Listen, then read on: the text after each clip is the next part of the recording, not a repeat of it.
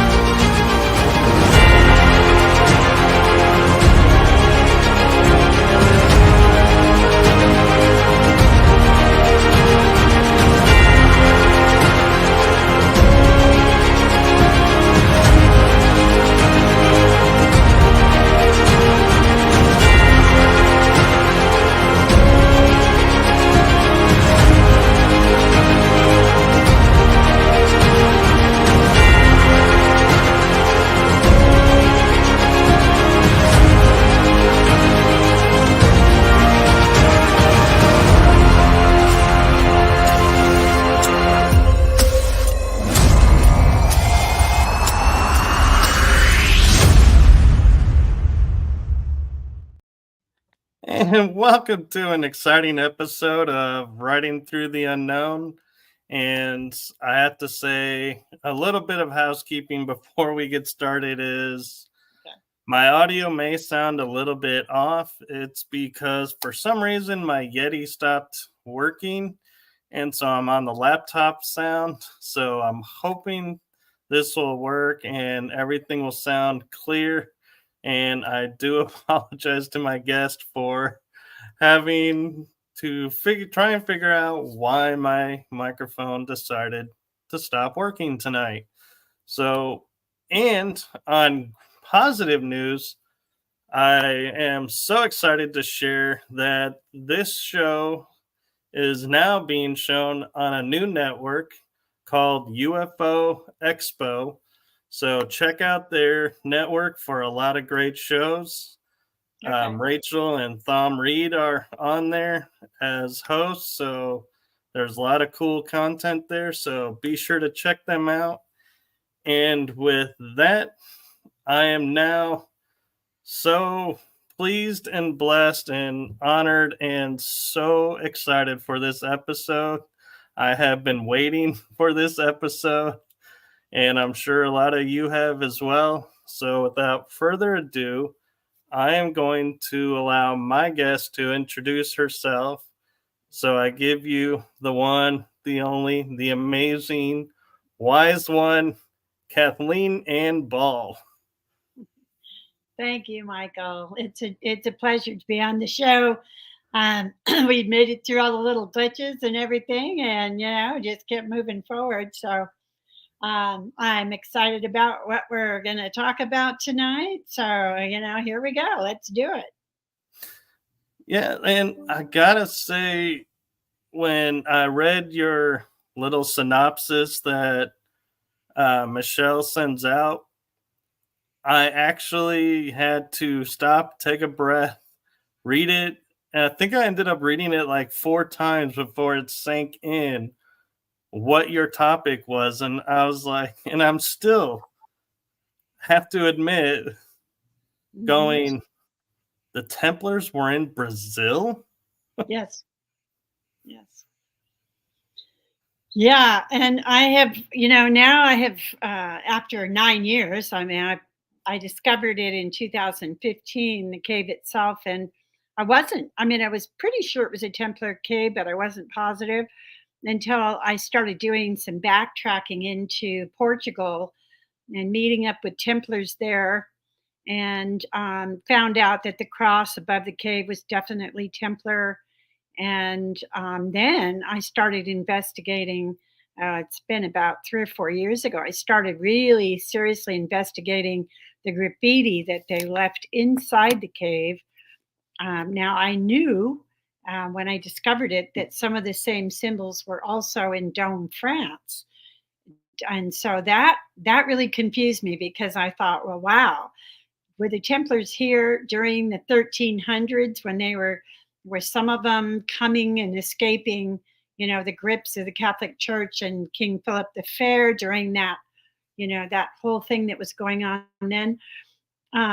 And we still don't have positive dates, but going from the evidence of the graffiti that's inside the cave, we have found those same symbols in there, the same graffiti on a church from 1240 in Peniche, just outside of Peniche, Portugal, in a little town called Atuguia, on a church called the San Leonardo Church. And we have found them in Dome, France. I've found them in Chinon. And most recently, I found them in the Royston Caves in England. Also, a very good friend of mine, Hamilton White, has artifacts that date back to the 11th and 12th century that have the same crosses on them that are above my cave. So we still haven't established an exact date on this, but we've got possibilities of everything from 1140 all the way up through the 1500s. It's impossible, as you probably know, to carbon date, stone, which is what the cave is. It's carved out of stone. So, there's really no way to date that. So all we can do is associate the graffiti, the style of the graffiti, the tool marks to what we know we have dates for in Europe.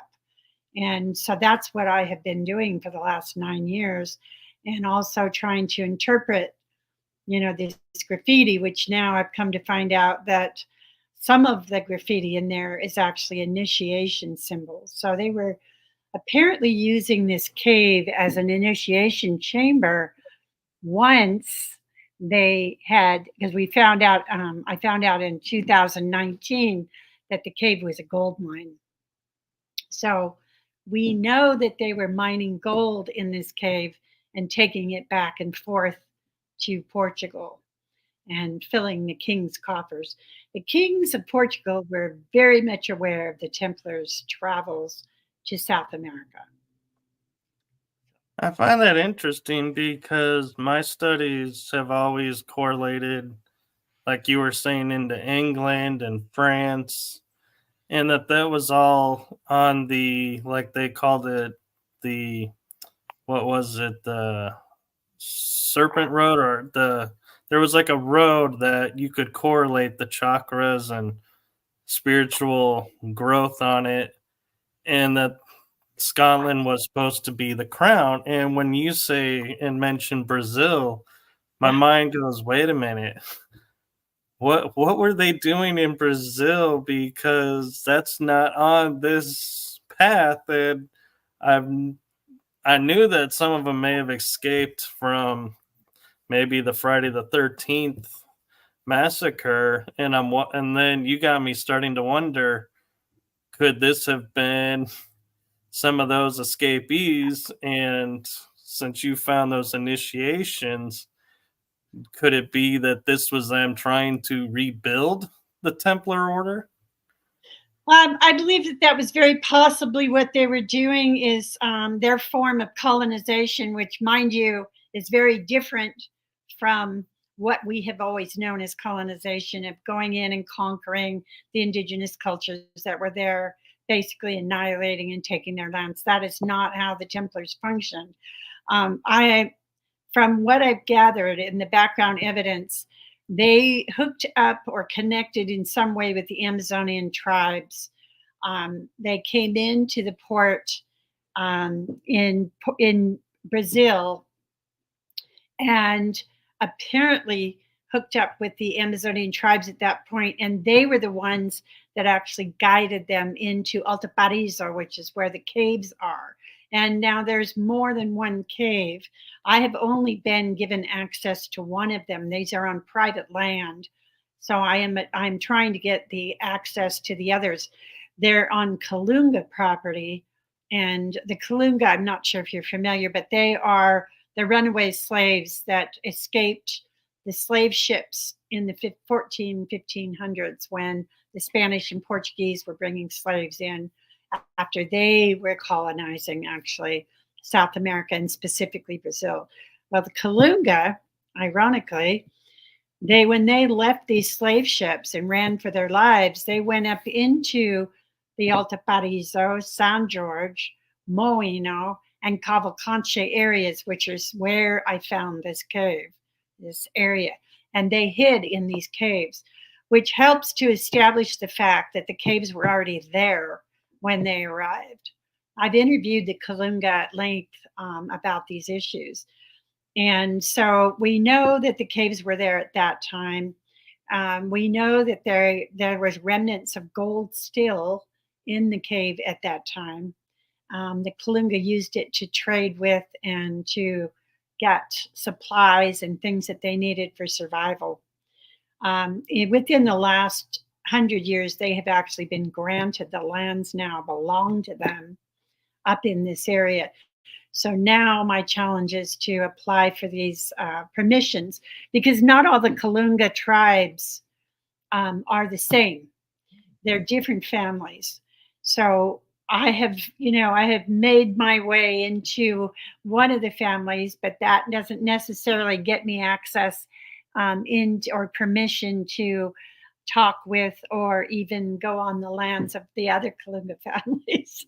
It's very complicated. It took me 2 weeks just to get in to meet one of the elders in the Kalunga people. And then, then that led me, of course, to the Amazon tribes, because the Kalunga told me it was the Amazon people that brought them into Alto Paraiso.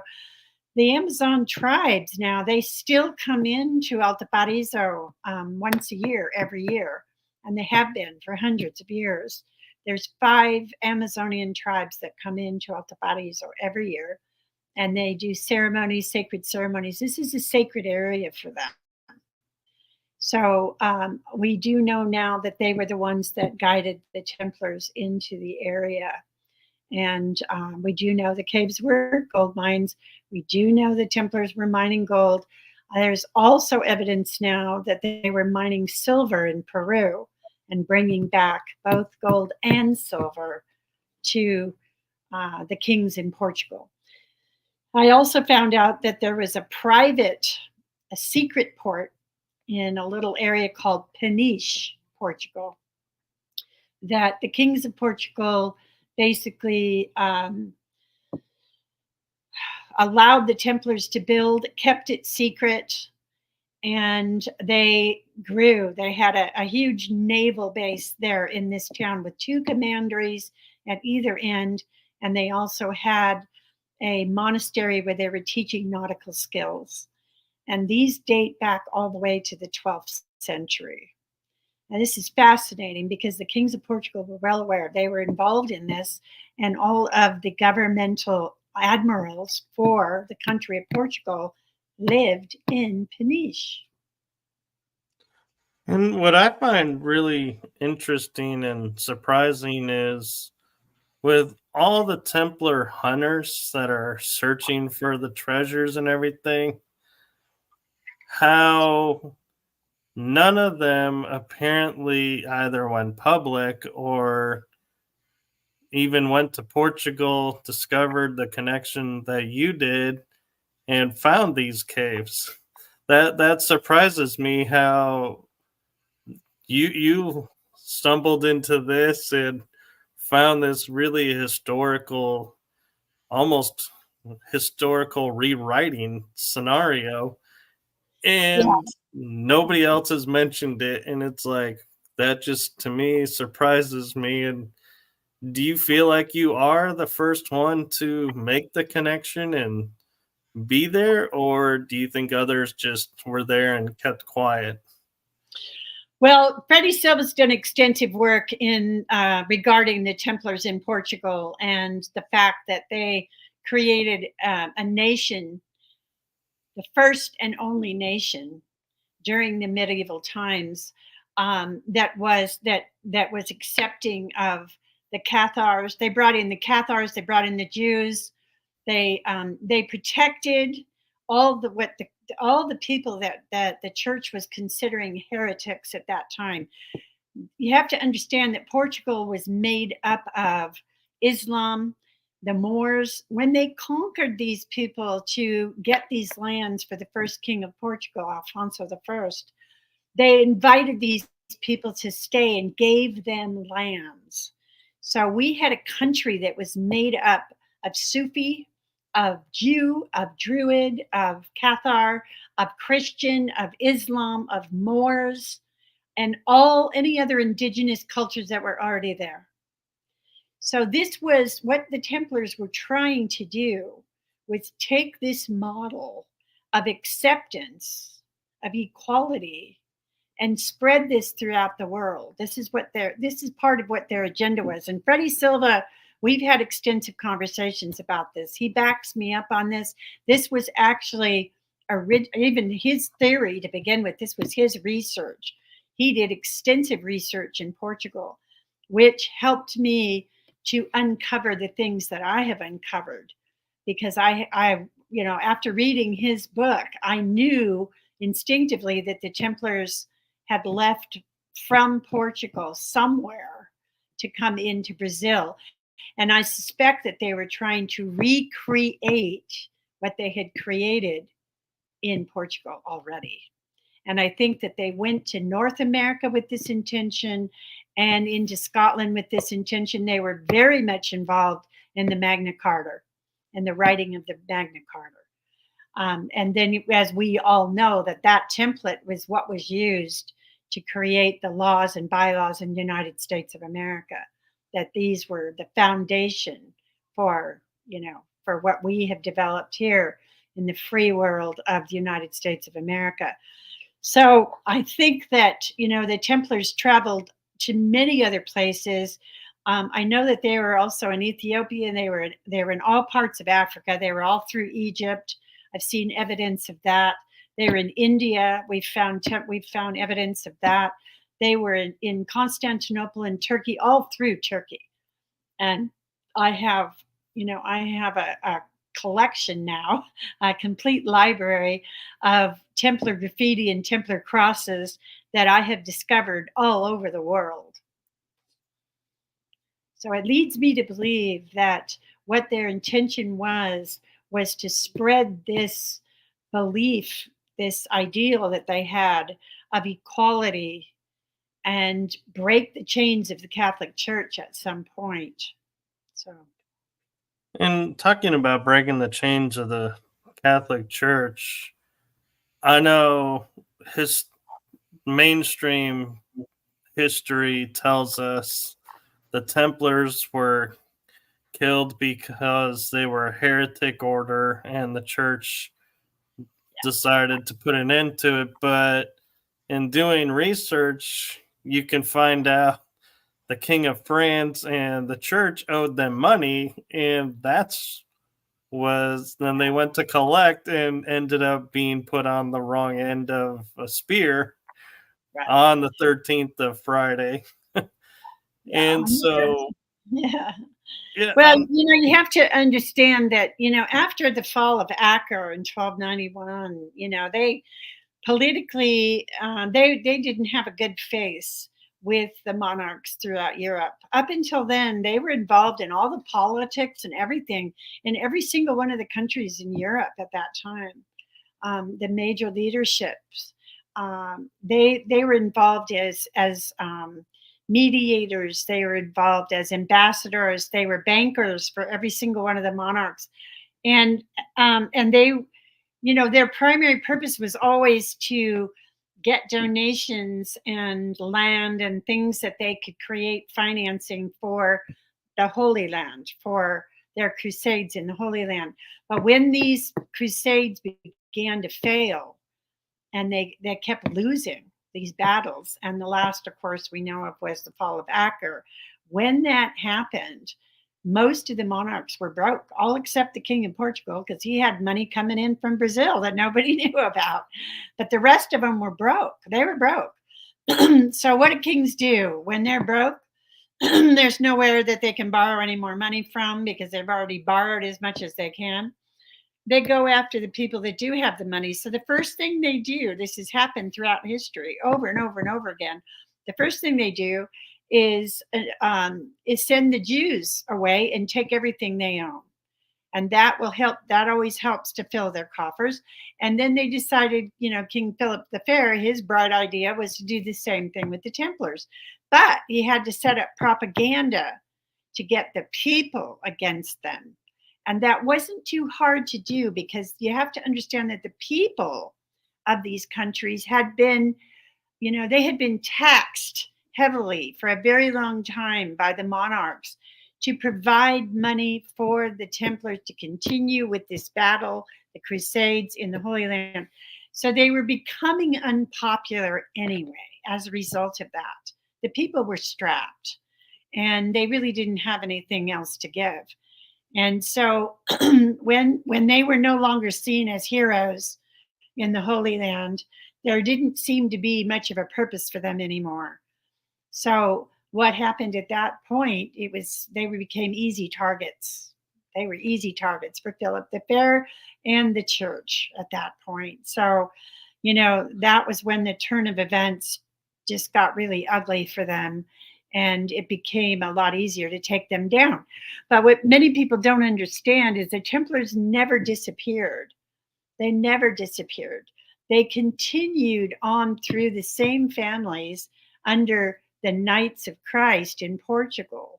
And you can still find the same, you can do DNA testing and find that the same Templar families are still around today, as were around in 1307, 1314, during the fall of what we know to be the fall of the Templars.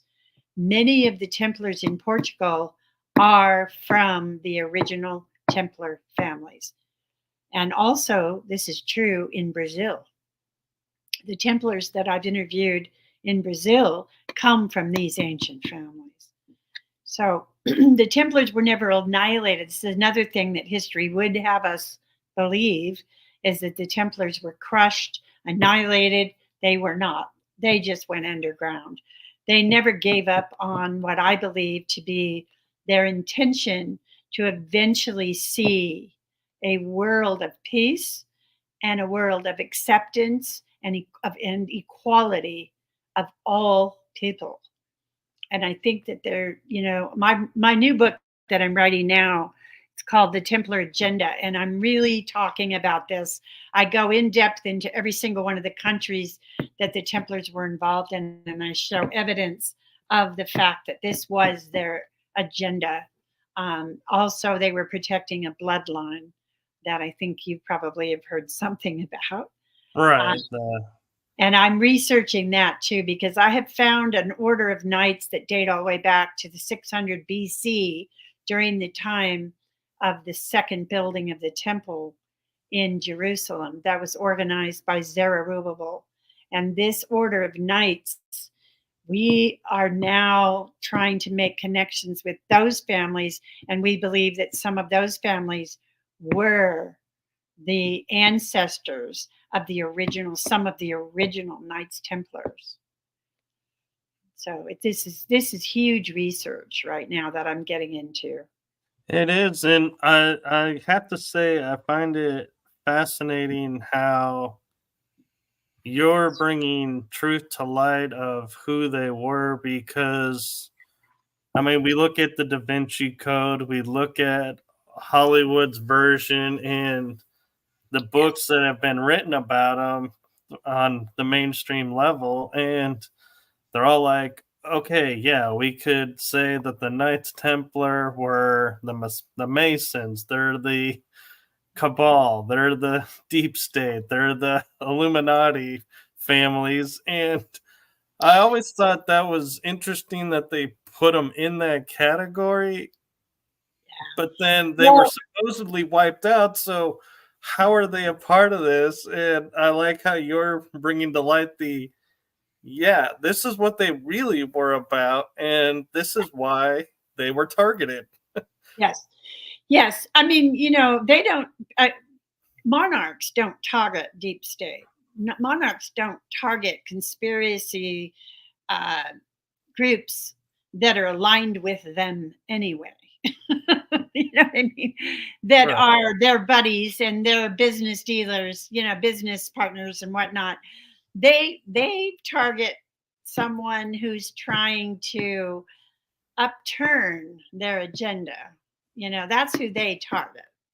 So it wouldn't even make sense that the Templars would be, involved in a conspiracy. It wouldn't even make sense. It doesn't even. It's completely baseless.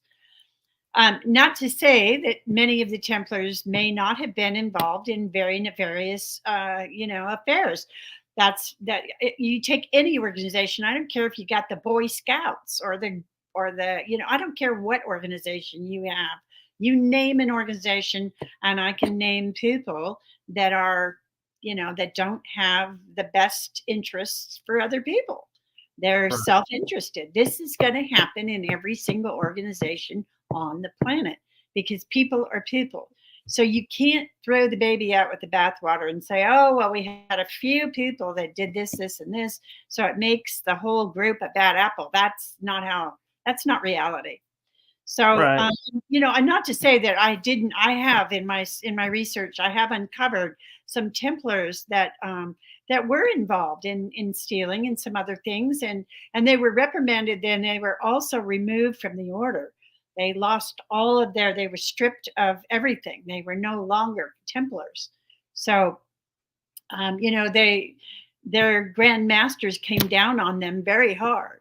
So this was not something that was acceptable in the order, for anyone to go against their bylaws. It was just not a Right. good thing to happen.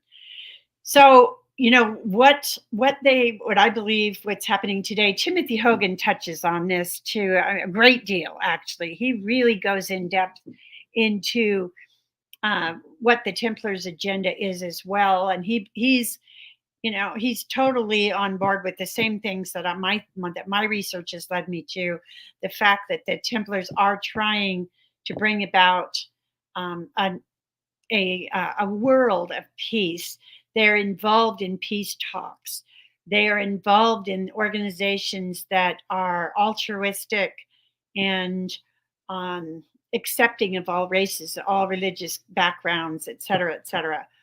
And I think that they very much would like to see a world that that we have not known in probably 100,000 years. You got to go back to probably the last Dwapara Yuga, Satya Yuga period of time when you had a world that was more altruistic and accepting of all people of all walks of life and interrelated with the planet Earth. And we this hasn't been the case since the Younger Dryas. Since the Younger Dryas, we have been in survival mode as a species, and just our general humanity has been in survival mode. And we have done some very dangerous, very diabolical things to each other and to the planet. And it's my information and my research that we are moving out of that Kali Yuga time frame, which is what we've been in, into a descent or ascending, excuse me, back into an ascending yuga at this point. And I think that coincides with a lot of the prophecies as well, and certainly with revelations in the Bible, where we talk about a new heaven and a new earth being birthed out of the destruction of the old. And I think that we are moving in that direction. God knows how long it's going to take, but I do believe that we are heading that way. And I think that the Templars are dedicated to that agenda. Right. And what I find interesting is a lot of what they talk about and share can kind of be viewed in symbolic languaging instead of literal languaging. And so, like when you were saying a new heaven and earth and the destruction of the old, it Yeah. made me look at where we are today is the church is falling because of all the corruption being exposed and all their evil doings. And what's going to come out of it is a new faith of the planet and a new divinity of the individual. So it's like we're having that death of the old Right. heaven and a new heaven and earth coming. Yes. Yeah, we are. We're heading there. And, any birth, as I'm sure you're familiar, you have a mother, you have probably, a wife or a girlfriend or whatever, you're aware of the birthing process is not an easy process. And it's what we're going through right now. We're going through a global birthing process.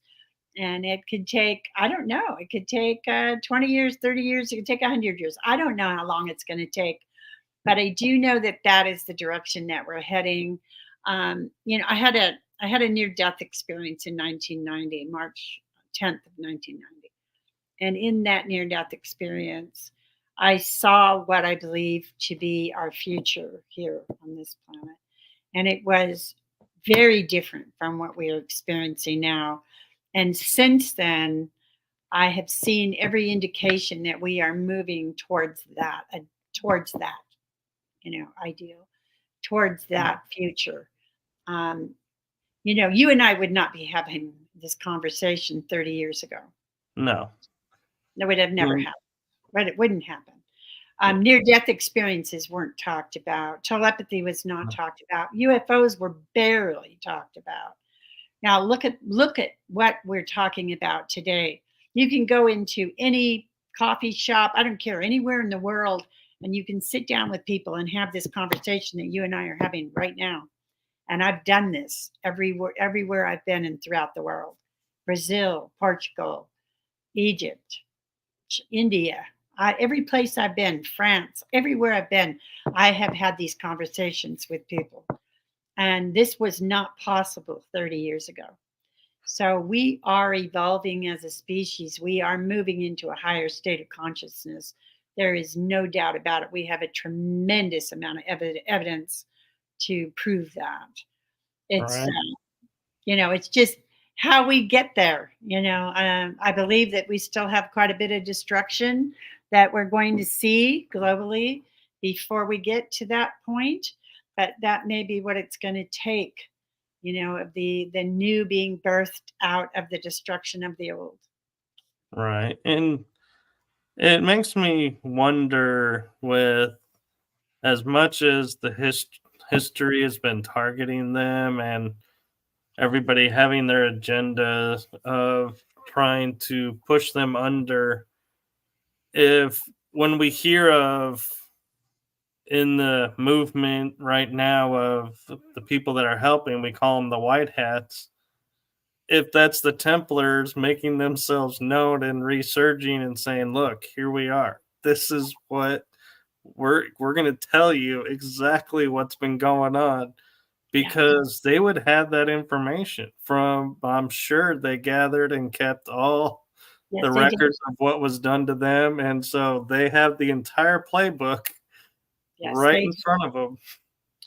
they kept all this information hidden, and they still have it today.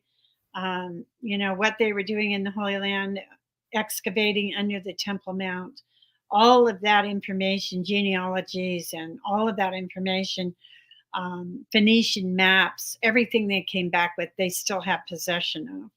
And I think that it's time. If you watch Timothy Hogan's new series, Mysteries of the Knights Templar, I think he's on episode 3, which I have not seen yet. I've seen 1 and 2.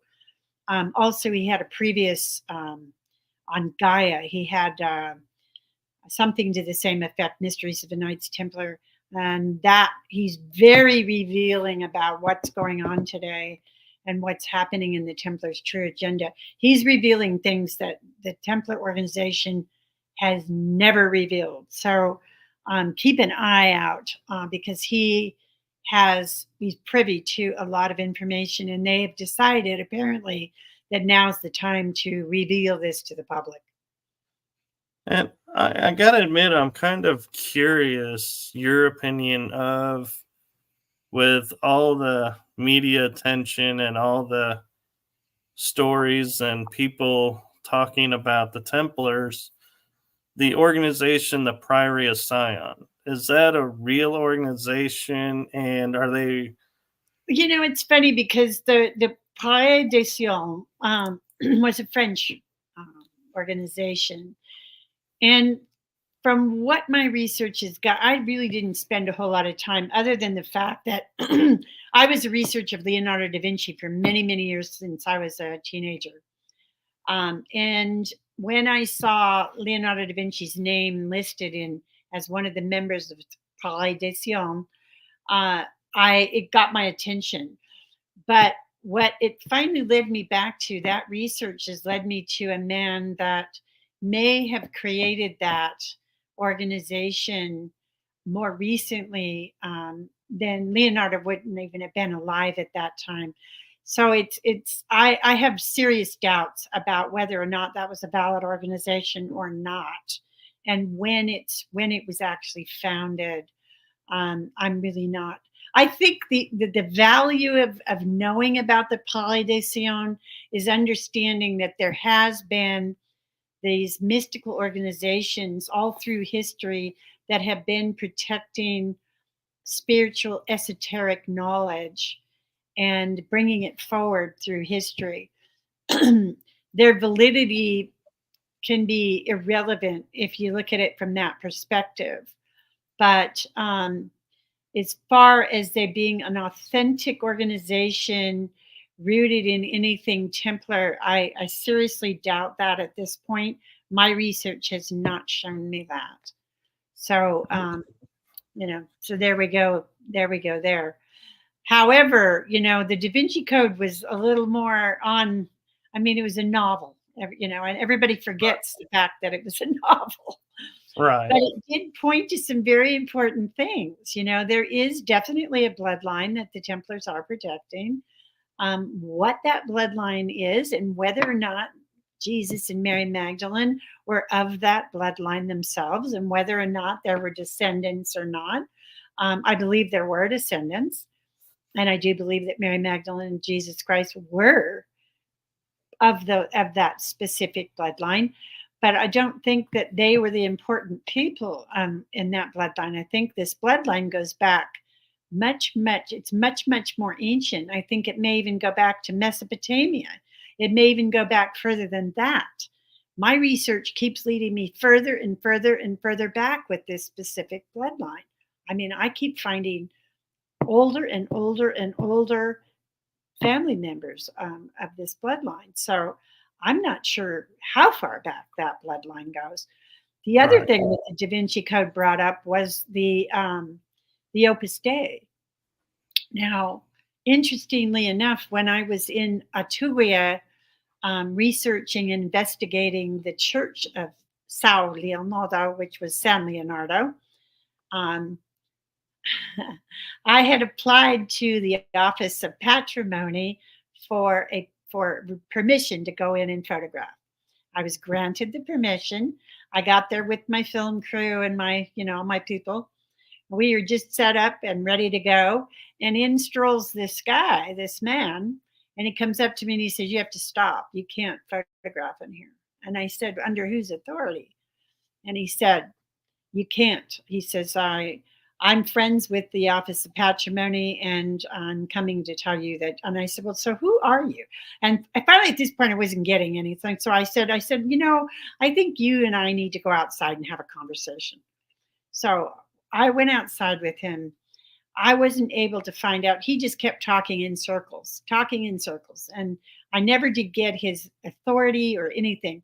We looked the guy up, though. When I got back, my girlfriend, one of my friends, researcher friends in Portugal's wife is an attorney, and we did a background check on him. And not only was he Opus Dei, but he was Opus Dei member of Opus Dei,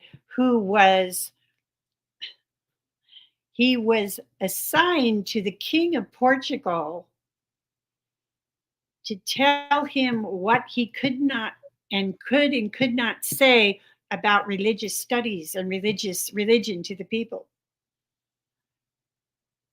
Wow. Yeah.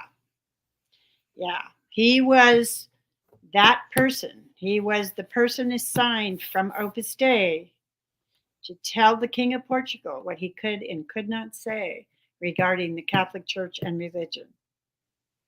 And now I'm really curious what was in that building that they didn't want to photograph to send that Well, level. but I found the other thing that I found on that building, because I got the photos anyway.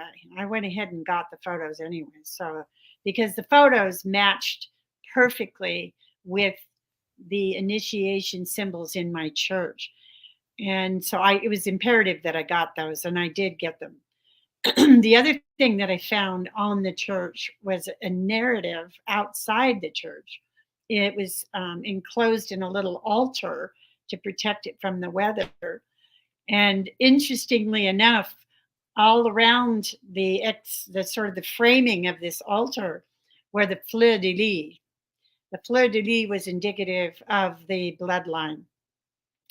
Also, there was a man and a woman who looked veiled, like a veiled woman, and two children just underneath them.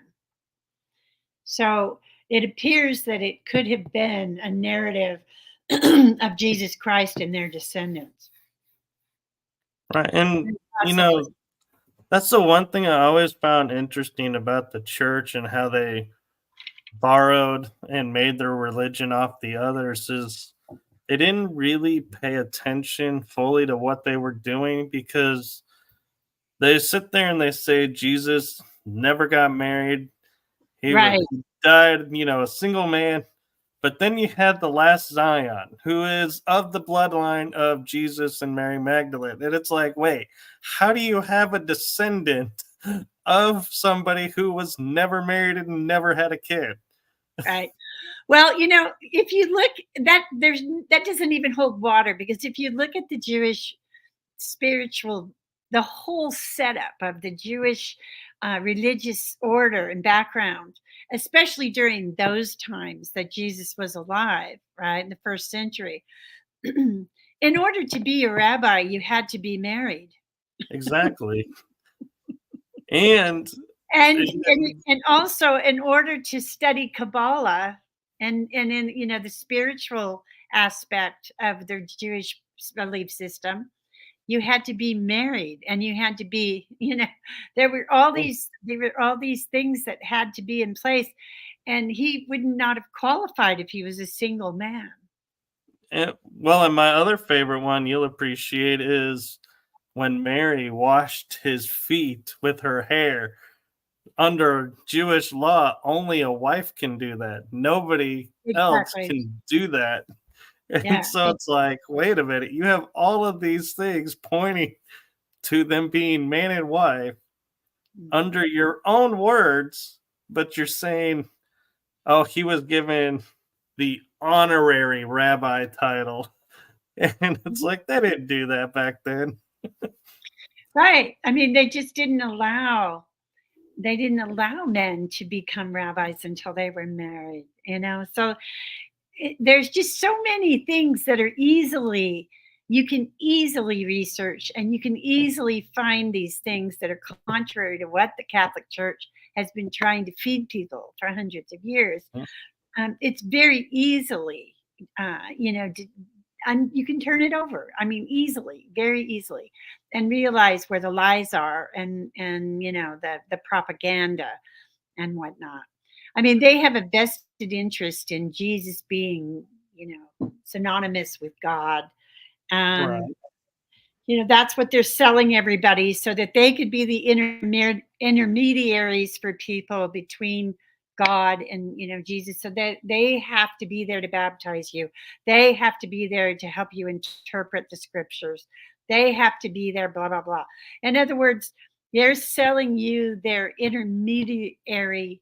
um, what they're just offering you like a guide, just like a guide would, for sale.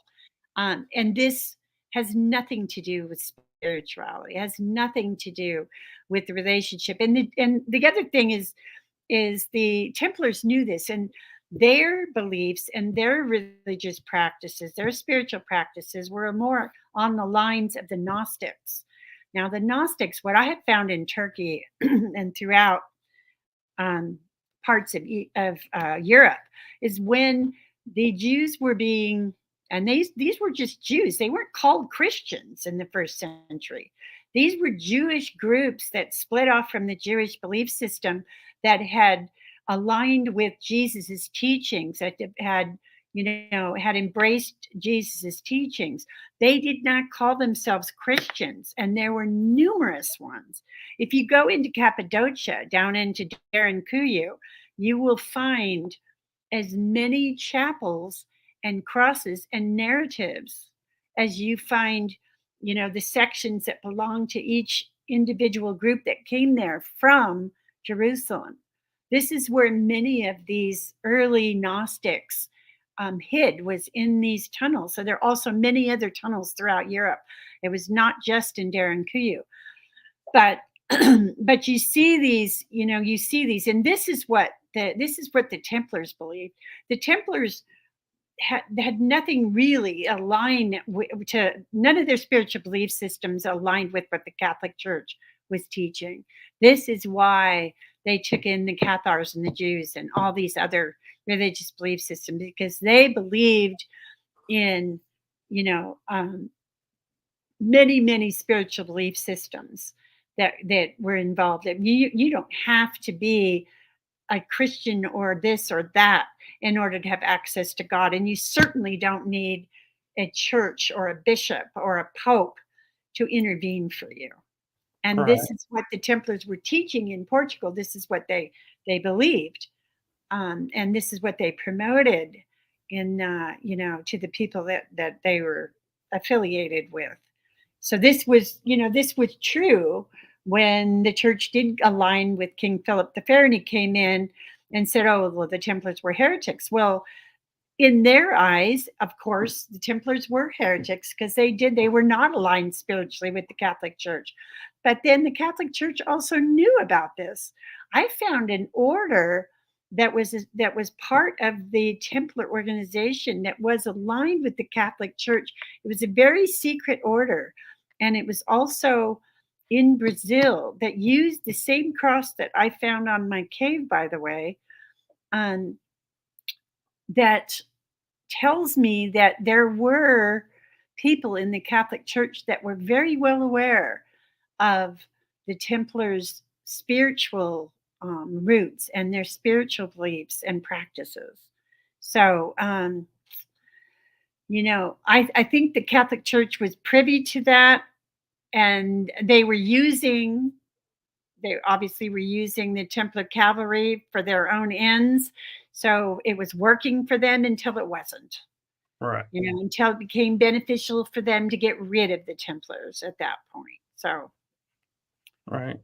And we actually have a question in the chat room. Is Iron Bear 78 is asking, were all the old churches and cathedrals built for healing? Well, I don't know if they were built for healing essentially, but they were built using sacred geometrical principles. And also, if you take these old cathedrals throughout Europe that the Templars built, and you take their geometrical mathematics and convert it to sound, they play the most beautiful music. And I believe that music and sound in itself is very healing. So the answer to that question is partially yes. Right. And so another interesting question that comes to mind is, like you were talking about the fleur-de-lis being the symbol that it was, and everybody today, if you say fleur-de-lis, will say, oh, that's France. Well, France is a huge Cathar, I think pretty much the entire southern region of the country is considered Cathar faith-based area. Yes. And so do you think France adopted the fleur-de-lis as their symbol because of the Cathars and because they have like the Grotto of Mary Magdalene and all these other not necessarily because of the Cathars, because the Cathars didn't use the fleur-de-lis. They used a different cross, and I found this cross in Monsanto in Portugal, and I also found this cross on the back of the Maria do Olival Church dedicated to Mary Magdalene in Tomar, Portugal. So it's a completely different cross. Okay. But the fleur de lis was developed to specify the bloodlines. It was in the coat of arms of many families, early families from, all the way back to the first century. And I believe that the reason why the monarchy in France adopted it as their symbol was because that, as the story goes, one of Jesus and Mary Magdalene's children, a daughter, was married into one of what would later become, because you have to remember at that time, France was not France. It was considered Gaul. It was just, it was not France. But she was married to a family member that was a monarch at that time, whose family later became the monarchy in what we now know as France. So I think that fleur de lis was adopted at that point. And, but I don't believe that the latter kings of France were actually of the bloodline. I think somewhere along the line, that stopped. But if you go into St. Baume, which I have been to St. Baume, France, where Mary Magdalene lived out the rest of her days in intercessory prayer, and you go to the monastery there's a monastery at the foot of the mountain where she resided. And you go in there, and the monks in there will show you all of the artifacts that each one of the kings of France brought them when they came to St. Baume to ask blessings for their family once they got married. Once they were married, they made a pilgrimage to St. Baume to ask for blessings of fertility for their family. So there's every reason to believe that the early monarchs in France were definitely of the bloodline. Right. And as we know with history, bloodlines come and go, and because kingships come and raise and fall. But one thing I find interesting that I'm curious about, it just came to mind, is there's a lot of talks now about the Merovingians and how they infiltrated the church and took it over. Did the Templars and the Merovingians ever cross paths, or did they keep themselves separate? I don't really know a whole lot about that is kind of outside my research at this point. I don't think that the later Merovingians were of the bloodline. I think they were at that point, I think they were claiming it, but I doubt that they were actually of the bloodline themselves. This has happened all over, where people have taken a family name and claimed DNA, claimed that their blood was the bloodline, they're of this bloodline, and they're not. They basically, this is true in Scotland. I have a very good friend, Matt McGregor, right now, who's in court fighting for clan leadership, that his family was usurped by another family that claimed to be McGregor. All right. So these truths are starting to, it's interesting because these truths now are starting to surface, just like all of the garbage and all the negative stuff of the Catholic Church is finally coming to light. A lot of these issues are coming to light, which I think is fabulous. I think it's fabulous. And also, I do want to bring up the fact that this bloodline, and I do believe that the Templars were dedicated to protecting it, now most likely consists of hundreds of millions of descendants. So whatever that bloodline is all about, I don't really understand yet. I'm still researching it. I'm still in the middle of my research.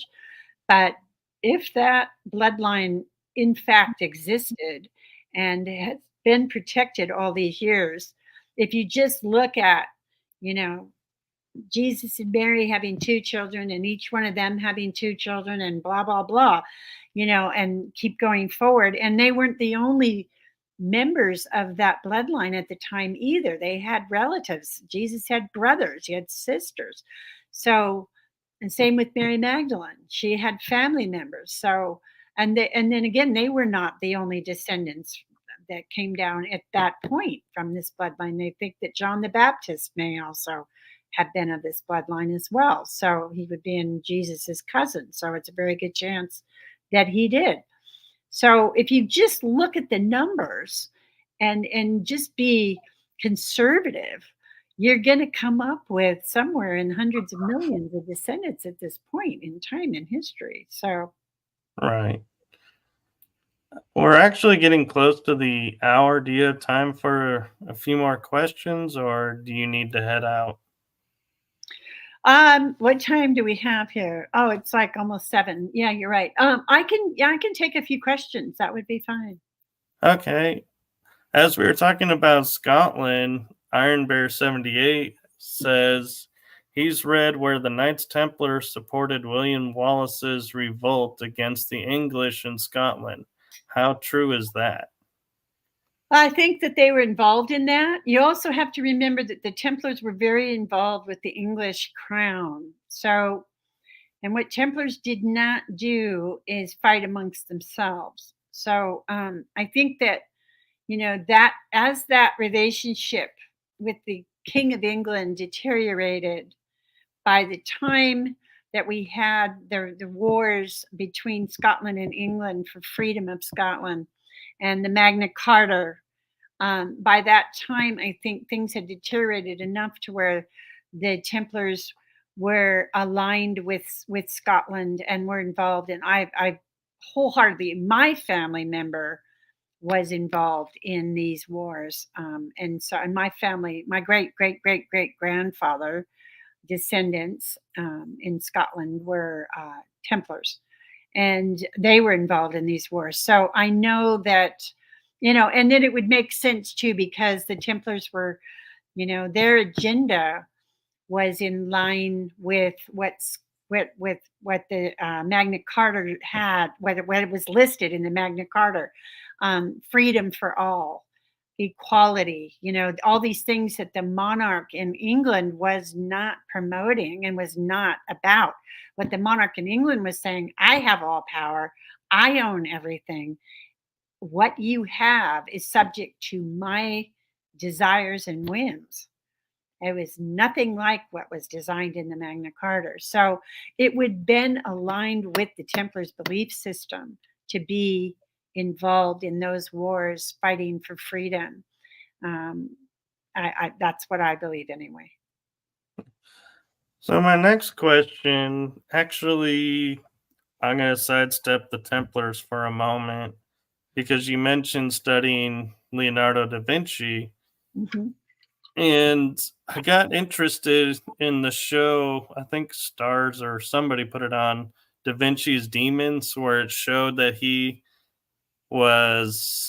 had access to underground beliefs and systems and orders. Mm-hmm. Do you think that was true, that he Oh, had?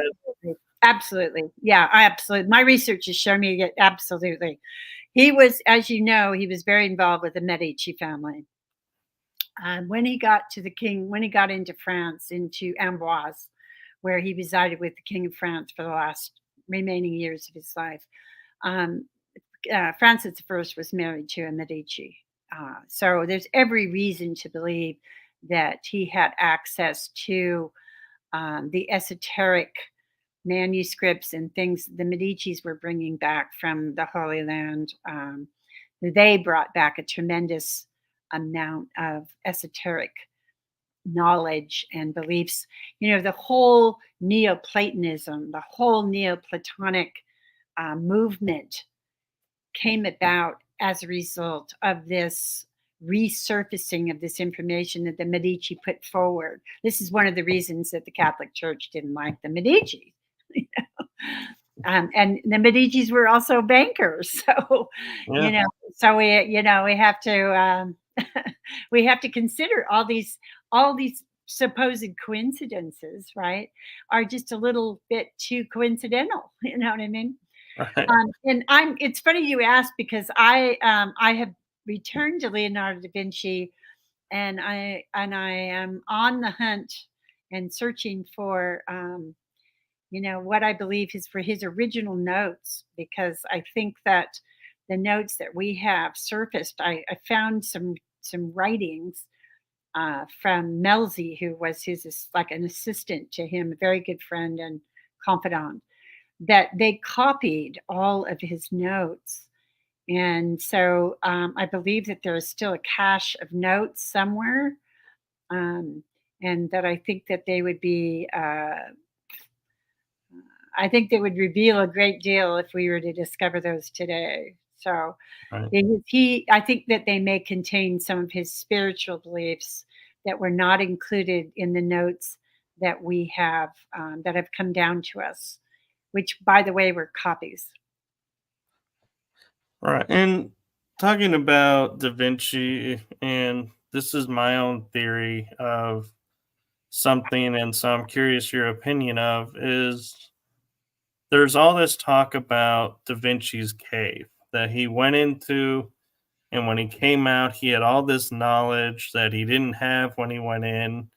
And they're like, what happened in that cave? And I'm wondering if it was like a crystal cave that like Merlin had access to, and that's how he was able to see through the crystals, the helicopter, the I don't all really the know stuff. about yeah, I don't really know about that. I think he relied mostly on actual documents. I think he was privy to a lot of documents and ancient texts and documents and possibly genealogies. I think that he had access to a lot of esoteric knowledge that he didn't talk about, because this was heretical back then. This you could die for having possession or knowledge or even talking about any of this stuff back then. But I think that he was in a position, in both Italy and France, to have access to these things. And I think that he was, well, he would have known of the Templars. Of course, he would have known of the Templars. He was obviously past. He was born past their time. But I think that he may have been affiliated with associations that were aligned with their agenda, because many of his own personal beliefs were about, he was a peaceful person. He didn't believe in wars, although he did create engines and things for Sforza in Italy, for war, for the purpose of war and whatnot. I don't think that he wholeheartedly believed in that. He was mostly a pacifist. I mean, if you read his teachings and read his personal notes and things, he really was primarily a pacifist. So I'm looking for a direct connection right now between Leonardo da Vinci and the Templars. That's what I'm doing right now. In fact, I'm going to be leaving for Portugal next week, and that's one of the things I'm researching when I go over there. I'll be in Portugal and France both. So Yeah. Yeah. And something of interest, just on a side note, is that showed Da Vinci's demons. They showed he created those weapons of war when the Moors were coming to invade Italy, and he was yes, trying to defend his land. And so he's like, I can yes, help you win this by if you do this and this. And so yeah, it's like you were saying, he didn't create them to start the war, he created them out of necessity yeah, to defend himself and his friends. yes, yes. Yeah, it wouldn't have been a choice. It wouldn't have been something that he would have promoted if there hadn't have been the danger that he interpreted, as the Moors coming into Italy. And he envisioned Islam coming and taking over Italy again. You have to understand that Islam had control of all of what we know of with Portugal and Spain at that point. before that, and all the way up until the Templars went in and conquered what is now Portugal. Um, that whole area was all taken over and by Moors and Islam. So Mm. And my next question, I know you probably get asked all the time because it's so ingrained with the Templars, and I know everybody watching will be miffed if I don't ask this question is in the Templar caves that you found in Brazil, were there any markings that showed like the Grail being there or any other sacred relics being kept there? no, I and it's funny because so many people, including Templars, have believed that I will eventually find the treasure or part of the treasure. I believe that the treasure was broken up into several different treasures and they were hidden in separate places. And Timothy Hogan corroborates this, by the way. He also says the same thing. Um, and whether or not I find it or not, I would love to. I think that would be wonderful. It'd be exciting. But I would turn it over to the Templars because I do believe in their agenda. I would just want research rights, be able to photograph everything and research rights to whatever I discover. But no, there was nothing. I looked throughout the whole cave and did not see any signs of a Grail cup or anything that would lead me to believe that I might find a treasure or that it might lead me to a treasure. But then again, there's still 3 more caves, so I'm going to be going back to Brazil next year, hopefully to get into those caves as well. So And so your book, The Grail Quest, do you want to talk some about that and promote that? talk about what? Your book, The Grail Quest, and promote your book? Oh yeah, yeah. The Grail Quest is my personal spiritual journey of what led up to my discovery of the Knights Templar Cave, and I also talk about my trip into the Amazon jungle and a miraculous healing that I had actually, which is associated with the Grail Quest. By the way, if you look at the story of Percival and the healing, that was one of the goals of a Grail Quest. I did have that actually happen to me when I went into the Amazon jungle and I lived with the Huni Queen people for 10 days with my film crew and my translators and whatnot. So I have had some mini sort of revelatory Grail Quest things happen to me. The discovery of the cave itself, the healing that has happened. Um, I seem to be able to find things that I intuitively am led to that other people, aren't able to discover.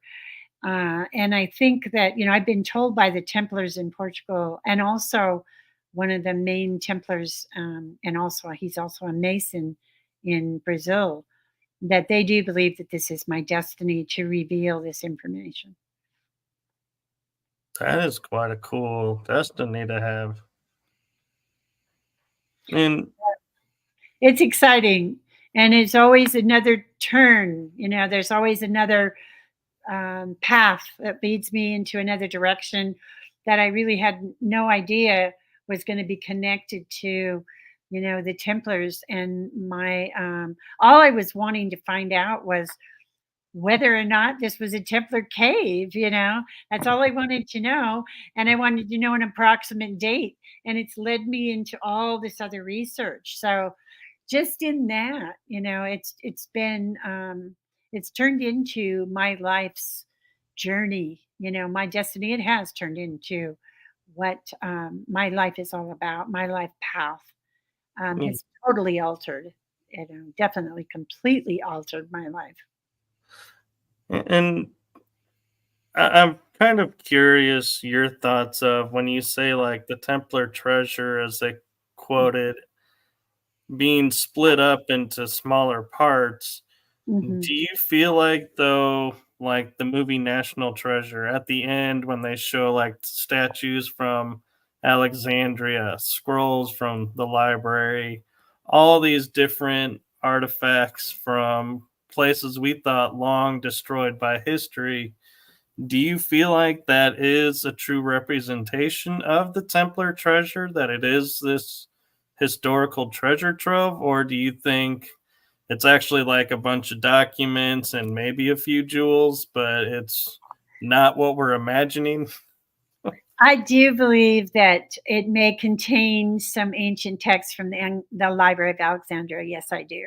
Um, and I do believe that there are other artifacts and texts and scrolls that do date back to antiquity, possibly back to Sumer and Mesopotamia.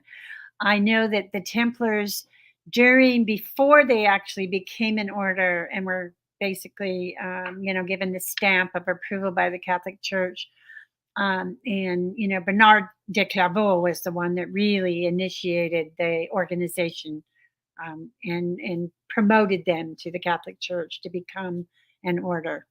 But before this, people don't know that they gathered in Greece, and they gathered some esoteric texts and knowledge and whatnot in Greece, and they went to Constantinople, and they traveled to places secretly gathering esoteric knowledge and information for the purpose of bringing it back to Europe in hopes of creating an age of enlightenment. This was part of their agenda. And so I have every reason to believe that they have artifacts from places that we have believed were completely demolished, as in the Library of Alexandria. I do believe that they had privy to this information, and I think they still possess it.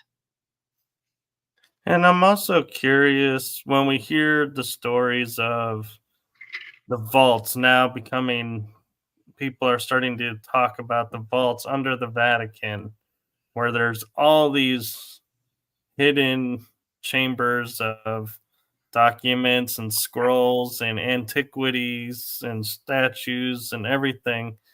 Do you think that's the Templars doing, of saying, hey, look, as we're calling disclosure, going, hey, look, you guys are following this faith, but look at what they're doing. They're hiding this from you and giving us these breadcrumbs to go, wait a minute, this isn't right. They're hiding this from us.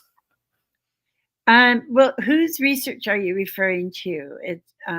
I'm not familiar with the fact that I'm not familiar with the Templars, that anybody knows where the treasure is. Oh no, Um, this isn't the Templar treasure. I'm talking about like they were showing in the Da Vinci Code, where they went into the basement under the Vatican and there were all these books, and they were like oh yeah, yeah. Michelangelo's books or all of that. And I was wondering if this was part of the Templars going, hey, look, guys, you think these people are so great, but look what they're hiding from you. Yeah. Well, I don't think so. I think that what they had was information of esoteric value, that they were waiting for a time in the evolutionary history of mankind, which I believe is now. It's now. We are, like I said, ascending. We are moving into an ascension time frame in the yugas. We are moving into Dwarpa Yuga, which is ascending yuga. And I think that the Templars gathered this information. I think that they hoped during the Middle Ages that they could bring about a time of enlightenment. But I also think they realized that the timing wasn't right. That's why they have reorganized as a global organization 700 years later in 2019, when I was there at the procession in Tomar, Portugal. And I believe that they reorganized as a global order specifically to bring about their agenda. And I think that they will be revealing this information to the world. I really believe that that's going to be happening. We may even be alive to see that. I think that we will. I think that you and I, it will happen within our lifetime, that they will reveal this.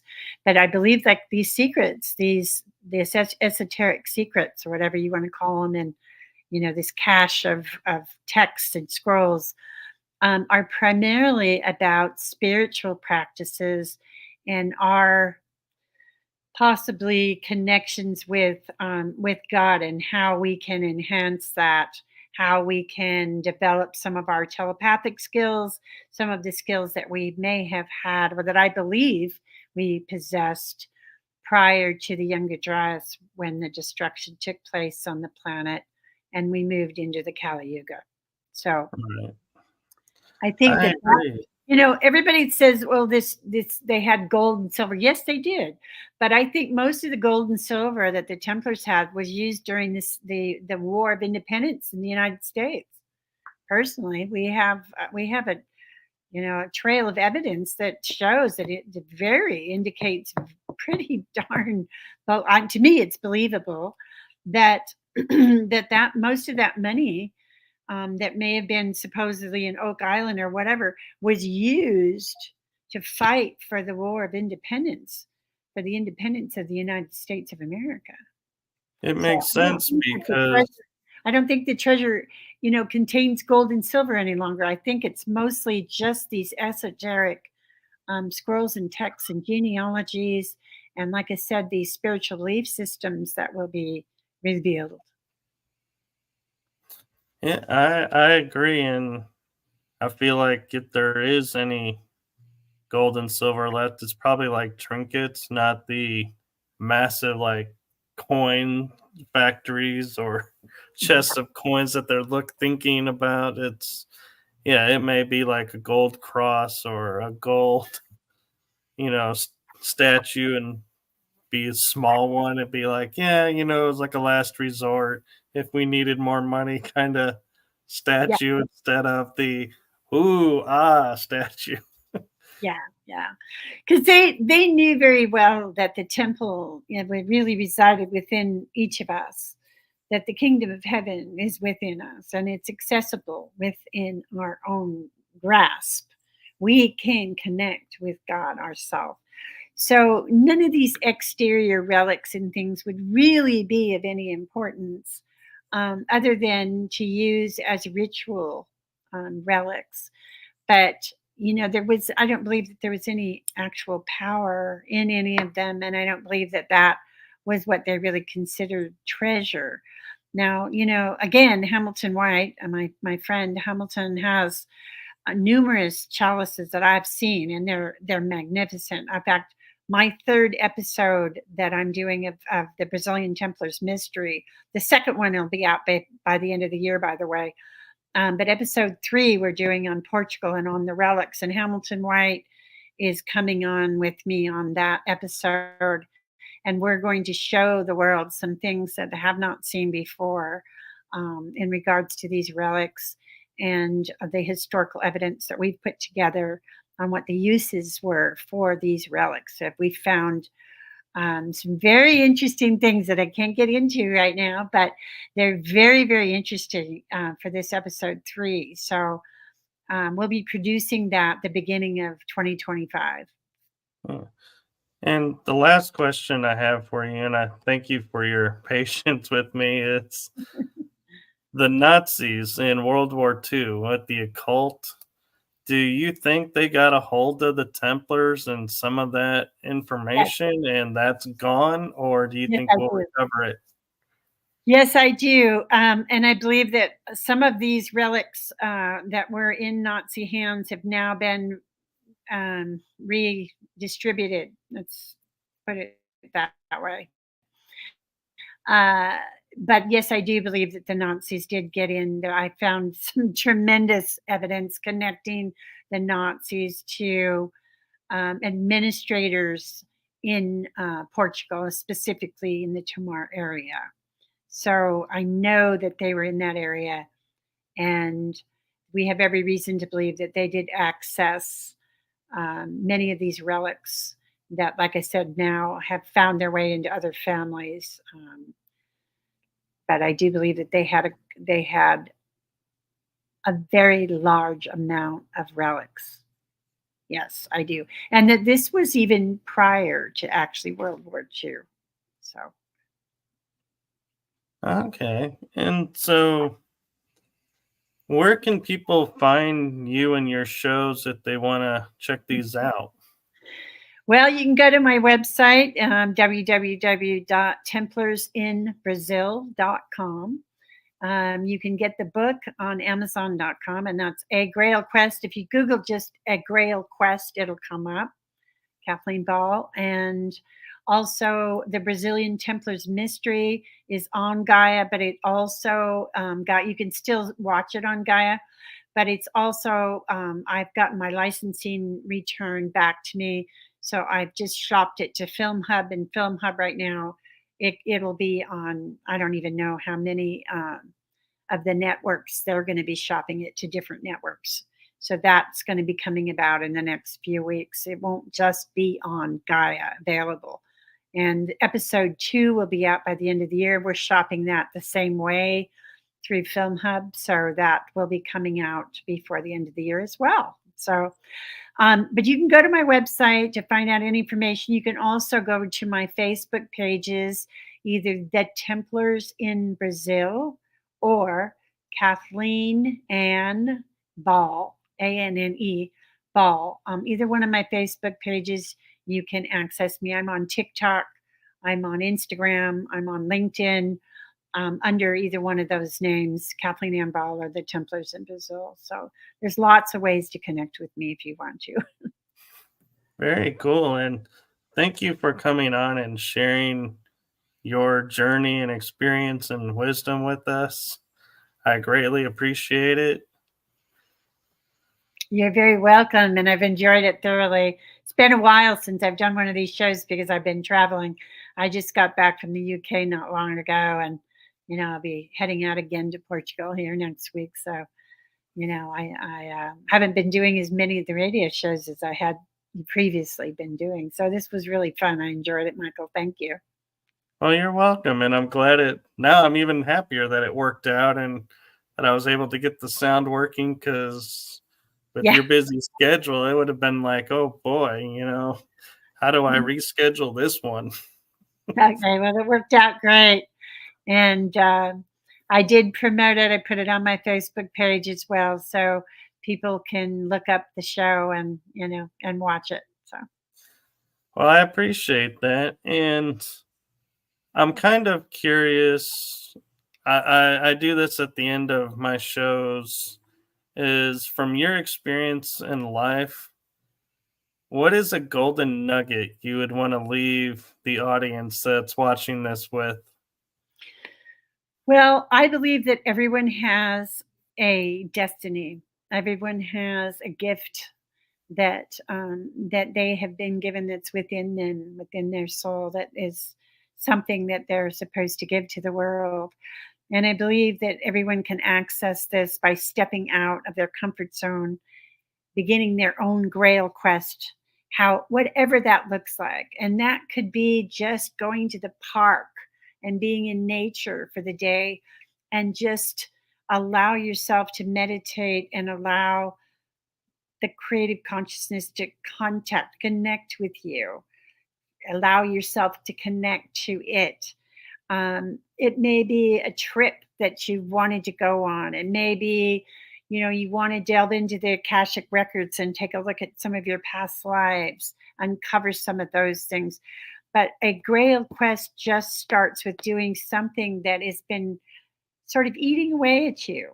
Maybe you have a job in a doctor's office or a corporate job or whatever you have, or you work in a bank or whatever, and you've always wanted to go to France, or you've always wanted to go to Egypt or wherever it is. Do it. By all means, do it, because that will be the beginning of your own Grail Quest, and things will magically happen. The synchronicities fall into place every time I'm out traveling. Things happen to me that are, like I said, beyond coincidental. I and love it. That happen to you. Yeah, they can yeah, happen to you.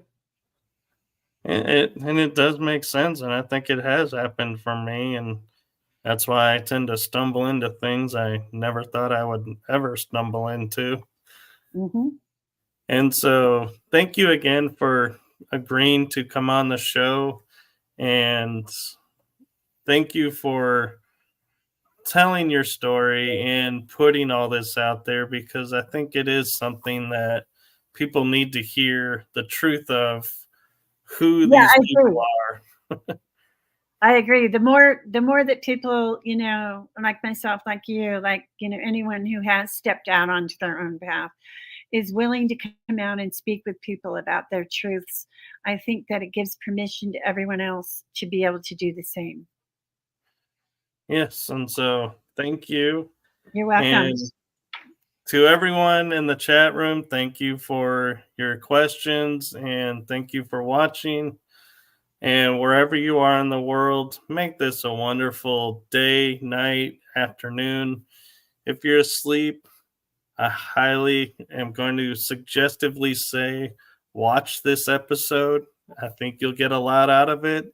Mhm. And if not, you'll find it. And so I do hope you have a wonderful trip in Portugal Mhm. and Brazil when you go back. And Thank you. Mhm. I hope you Thank get the access you're looking for and that they you. allow the story to come out. Mhm. Thank you, Michael. All right. I'll see you next time. All right. Bye Okay. bye. Good night. Good night.